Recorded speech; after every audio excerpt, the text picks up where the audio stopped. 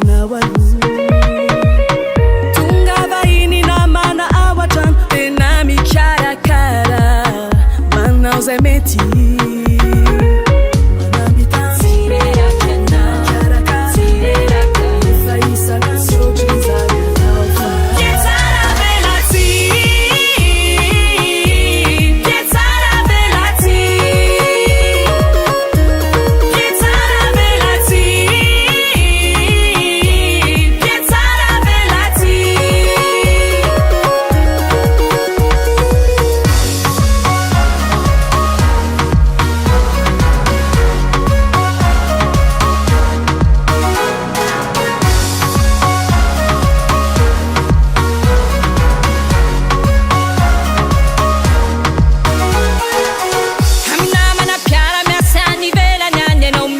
manambula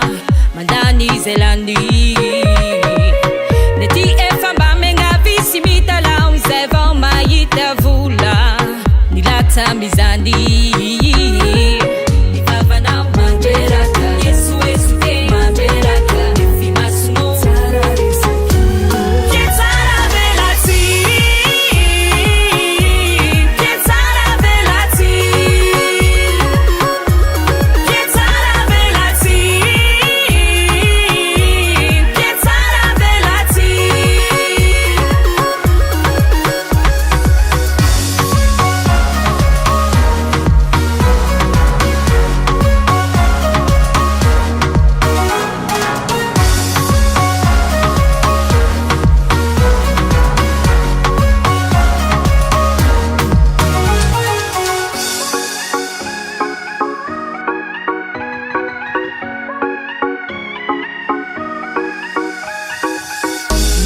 Somie vitafati fanta chulu